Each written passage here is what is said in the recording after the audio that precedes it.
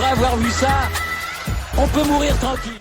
Bonjour à toutes et à tous et bienvenue dans ce podcast pour débriefer la finale du Masters 1000 de Rome, le troisième des 3 Masters 1000 sur terre battue, la saison de terre battue qui petit à petit touche à sa fin. C'était la grande répétition avant Roland Garros, le retour de Yannick Sinner, l'absence de Novak Djokovic, Alcaraz qui a eu un petit pépin physique après sa finale à Barcelone. Il y avait des choses intéressantes dans ce tournoi et évidemment cette finale en apothéose entre Yannick Sinner et Carlos Alcaraz, le tennis d'aujourd'hui et de demain qui s'affrontaient en finale du Masters 1000 de Rome, première finale pour les deux joueurs et une finale plutôt à sens unique après le premier set. Victoire de Carlos Alcaraz 7-6, 6-1, un tie-break remporté 7-5 qui a un peu décidé du sort de cette finale. Alcaraz remporte un 7e Masters 1000 déjà. L'Espagnol continue d'écrire l'histoire. Il a maintenant remporté les 3 Masters 1000 sur terre battue. Il l'a fait plutôt rapidement dans sa carrière. Cette année, il s'est adjugé Monte-Carlo et Rome. Du haut de ses 22 ans, le natif d'El Palmar se constitue un palmarès tout simplement dingue. Surtout qu'il a battu des joueurs plutôt très en forme. Rendez-vous compte qu'il a enchaîné des victoires contre Draper, Musetti et le revenant Yannick Sinner.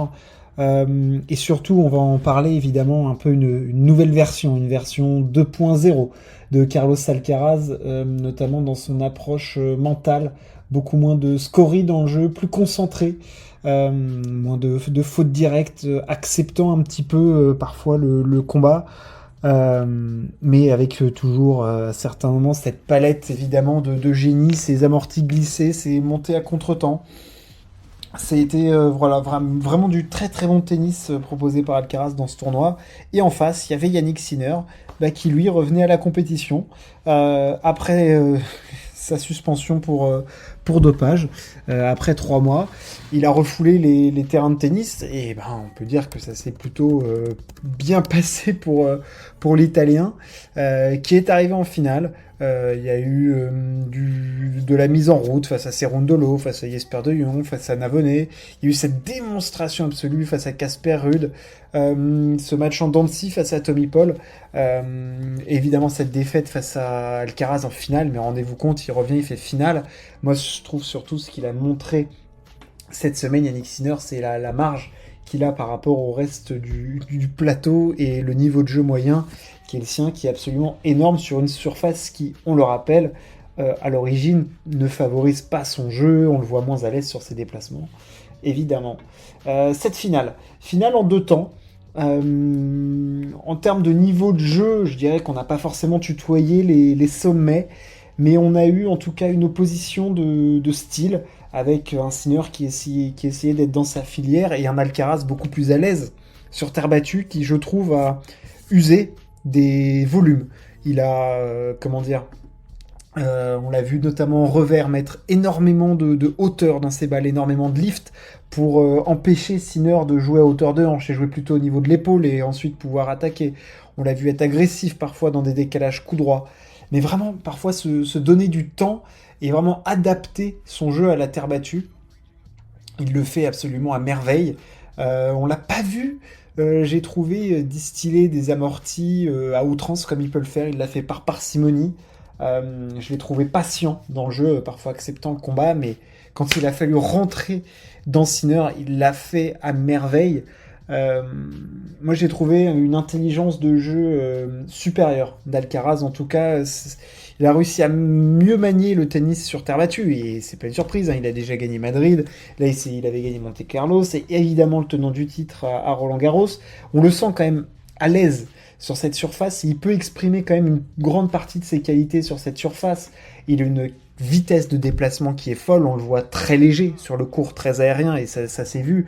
Et la balle du premier set en est une parfaite illustration. On le voit venir déposer une volée à contre-temps, monter très vite. Il a fait des défenses absolument folles où il a mis en difficulté Yannick Sinner et il a imposé aussi avec sa vélocité un combat physique que l'Italien n'a pas pu tenir dans le deuxième set notamment, où l'Italien était rôti, hein, on va pas se le cacher. Je pense qu'il y avait plus beaucoup d'essence dans le moteur après un premier set long d'1h10. Sinner, lui, à l'image d'Alcaraz, en difficulté sur les retours, on atteste les balles de 7 qu'il s'est procuré. Rendez-vous compte, hein, le premier set, il est accroché. Alcaraz est le premier à avoir des balles de 7, c'est plutôt logique, hein, au vu de ce que l'on voit. Ensuite, ça s'équilibre, et Sinner, on se dit, Monsieur Clutch, à la Novak Djokovic, à 6-5, qui se procure des balles de 7. Il y en a deux. Les deux ne sont pas faites. Et en fait, à partir de là, Alcaraz est tout le temps devant. Il prend vite le lead dans le tie-break. Et ensuite, il fait un deuxième set vraiment où là, c'est le Alcaraz génial. Sûrement aussi compensé par un Sinner qui était en manque d'énergie, mais il était surtout dans un manque de solutions terrible. Yannick Sinner face à Alcaraz qui réussissait absolument tout, qui ne faisait pas de faute, qui prenait les bonnes décisions, qui mettait des longs de ligne de folie. Enfin là, j'ai l'image de lui en train de finir avec un revers long de ligne au bout d'un rallye, c'était dingue. Mais ce qu'on note aussi dans ce match, c'est qu'il y a pas mal de fautes directes, mais il faut voir aussi la cadence que les joueurs mettent. Hein. C'est extrêmement violent ce qu'ils arrivent à s'envoyer. Et Alcaraz a réussi ensuite à s'envoler, il mène très très vite 5-0, et en fait il y a pas de combat quasiment dans ce deuxième set, hein. C'est un cavalier seul de l'Espagnol, et Sinner n'a pas pu répondre.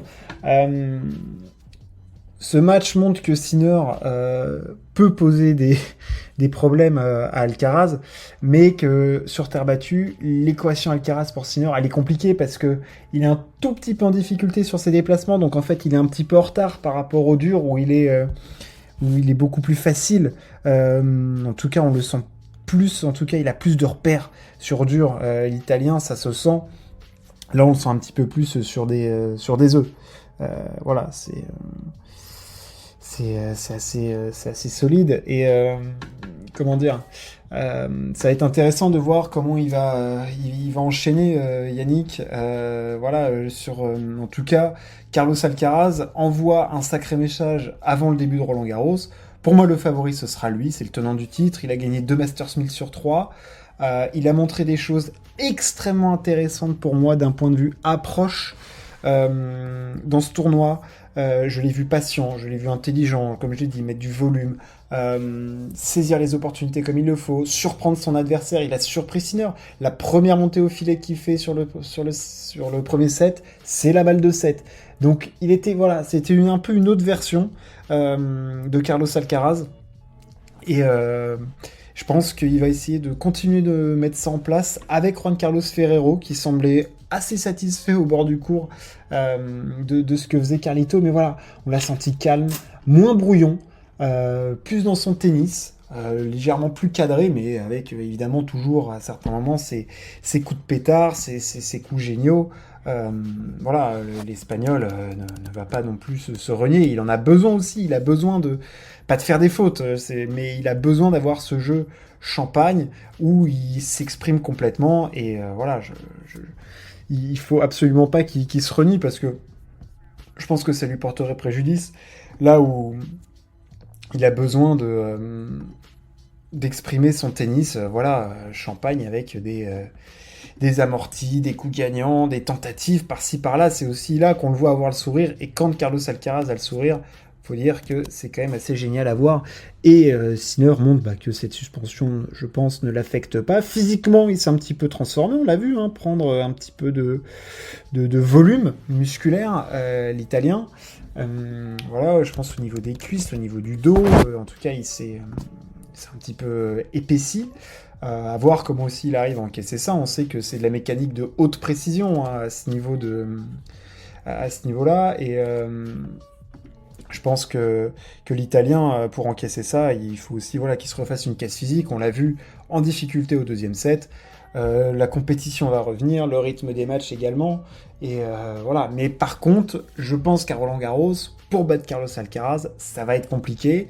L'Espagnol est le clair favori du tournoi pour moi. Et voilà, pour moi, il y a d'autres surfaces sur lesquelles Sinner peut s'exprimer beaucoup mieux face à Alcaraz. Alcaraz, qui maintenant, dans les grands rendez-vous, ça commence à être quand même très solide parce que il a gagné 7 Masters 1000, 4 Grands Chelem, donc ça fait 11, et il a perdu 2 grandes finales, du coup. Il y a la finale en double tie-break face à Novak Djokovic, et la finale de Cincinnati également face à Djokovic, où il se procure quand même balle de match. Ce qui veut bien dire que quand on arrive aussi dans les sphères les plus hautes de tennis, Alcaraz, il répond toujours présent, et c'est pas tout le temps il gagne, mais c'est très très souvent, en plus il gagne. Donc voilà, on le sait. Moi je ne vois pas Alcaraz perdre avant les quarts de finale. Et si en plus il commence à cadrer un petit peu son jeu, attention à la machine que peut devenir l'Espagnol. Ça peut faire très très très mal. En tout cas, le petit Espingouin s'offre un nouveau Masters 1000 en battant en plus son rival. On sent qu'il était content de jouer Sinner, c'était important pour lui de gagner. C'était une finale correcte. Et puis, de toute façon, le tennis a maintenant rendez-vous. Là, il y a des petits tournois, il y a Genève, Hambourg. Et puis après, la grande messe. Roland-Garros du côté de la porte d'Auteuil. Dernière semaine de mai, première semaine de juin.